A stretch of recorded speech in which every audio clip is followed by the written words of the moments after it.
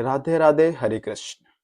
कार्तिक मास के शुक्ल पक्ष की देवउठनी एकादशी, जिसे हरि प्रबोधिनी एकादशी भी कहते हैं, साल की सबसे बड़ी एकादशियों में से एक एकादशी होती है, क्योंकि इस दिन से चतुर्मास समाप्त हो जाता है। भगवान विष्णु अपनी 4 महीने की योग निद्रा का त्याग करते हैं और इस दिन तुलसी विवाह भी किया जाता है। और इसके बाद से ही 4 महीनों से रुके हुए सभी शुभ मांगलिक कार्य दोबारा से शुरू हो जाते हैं। और इस बार एकादशी तिथि 2 दिन पड़ रही है। ऐसे में यह कंफ्यूजन फिर से बना हुआ है कि व्रत आपको किस तिथि में रखना ज़्यादा सही रहेगा, तुलसी विवाह किस दिन किया जाएगा और व्रत का पारना कब और किस समय किया जाएगा, हरिवासन का समय कब समाप्त होगा, और क्योंकि इस बार एकादशी के दिन भद्रा भी लग रही है, भद्रा का वास कहाँ रहेगा, भद्रा काल कब समाप्त होगा, ये सारी बातें इस वीडियो में आज आप जानेंगे। इस बार एकादशी तिथि 1 नवंबर दिन शनिवार को सुबह 9:12 से शुरू हो रही है। इससे पहले तक दसवीं तिथि रहेगी और एकादशी तिथि की समाप्ति होगी 2 नवंबर रविवार को सुबह 7:31 पर।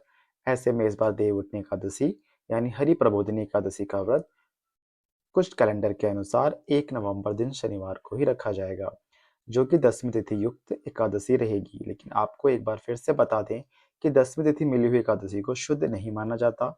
जब एकादशी व्रत 2 दिन पड़ता है यानी 2 दिन एकादशी लगी होती है, तो ऐसे में मोक्ष प्राप्ति की कामना रखने वाले सभी भक्तों को शुद्ध एकादशी यानी दोष रहित एकादशी, जो कि द्वादशी तिथि मिली एकादशी होती है, उस दिन व्रत रखना चाहिए। और ऐसे में 2 नवंबर रविवार को द्वादशी तिथि युक्त एकादशी रहेगी। तो जितने भी वैष्णव संप्रदाय के लोग हैं और मोक्ष प्राप्ति की कामना करने वाले लोग हैं, वह 2 नवंबर ही एकादशी का व्रत रखेंगे और अगले दिन व्रत का पारणा करेंगे।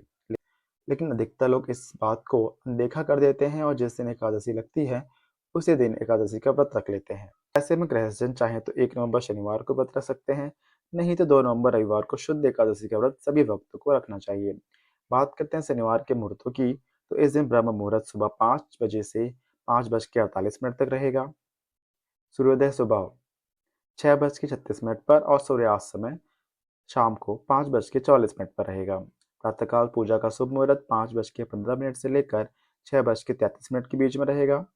शाम की पूजा का समय 5:36 से लेकर 6:54 तक रहेगा और भद्रकाल लगेगा रात 8:27 से। और भद्रकाल की समाप्ति अगले दिन यानी रविवार को सुबह 7:31 पर होगी। इस बार भद्रा का वास मृत्युलोक में ही रहेगा और यह समस्त शुभ कार्यों के लिए अशुभ मानी जाएगी। राहु काल सुबह 9 बजे से लेकर 10:30 तक रहेगा। अब जानिए रविवार के मुहूर्तों के बारे में। तो 2 नवंबर रविवार को ब्रह्म मुहूर्त सुबह 5:01 से लेकर 5:49 तक रहेगा। सूर्योदय होगा सुबह 6:36 पर और सूर्यास्त होगा शाम को 5:44 पर। प्रातःकाल पूजा का शुभ मुहूर्त रहेगा सुबह 5:16 से 6:34 तक। शाम की पूजा का समय रहेगा शाम 5:35 से 6:53 तक। और भद्रकाल का समय रहेगा सुबह 7:30 तक।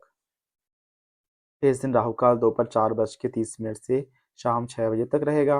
हरिवासन के समय एकादशी व्रत का पारना कभी भी नहीं करना चाहिए। इसलिए जो भक्त 1 नवंबर शनिवार को एकादशी का व्रत रख रहे हैं, उन्हें हरिवासन समाप्ति के बाद ही व्रत खोलना होगा। और हरिवासन का समय 2 नवंबर रविवार को दोपहर 12:30 तक समाप्त होगा। तो सुबह आप पूजा कर सकते हैं, भगवान को भी भोग लगा सकते हैं, लेकिन स्वयं प्रसाद ग्रहण करके व्रत का पारना आप दोपहर के बाद ही करेंगे। 11 बजे से लेकर 1 बजे के बीच में भी व्रत नहीं खोला जाता। तो 2 नवंबर रविवार को आप अपने व्रत का पालना कर सकते हैं दोपहर 1:11 से 3:23 तक। ध्यान रखिएगा, इससे पहले तक आपको अन्न आदि ग्रहण नहीं करना है। जिस तरह से आप व्रत का पालन करते आए हैं एकादशी वाले दिन, उन सभी नियमों का पालन आपको दोपहर तक करना चाहिए। भगवान विष्णु के जागने के बाद ही तुलसी विवाह प्रारंभ होता है।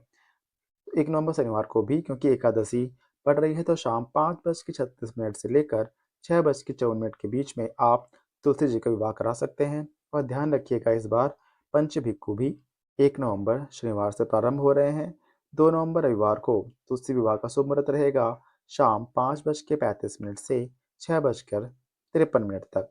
तो जो लोग एकादशी और द्वादशी तिथि के दिन तुलसी जी का विवाह ना करा पाए, वह एकादशी से लेकर कार्तिक पूर्णिमा तक कभी भी ब्रह्म मुहूर्त में या फिर गोधूली मुहूर्त में, यह 2 मुहूर्त ही तुलसी विवाह के लिए शुभ माने जाते हैं। तो इन मुहूर्तों में आप तुलसी जी का विवाह कार्तिक पूर्णिमा तक भी करा सकते हैं। दोस्तों, यह थी आज की वीडियो। आपको यह वीडियो कैसी लगी हमें कमेंट्स करके जरूर बताएं। वीडियो को लाइक करें और ऐसी ही कथा कहानी और जानकारी के लिए हमारे चैनल को सब्सक्राइब करें। धन्यवाद।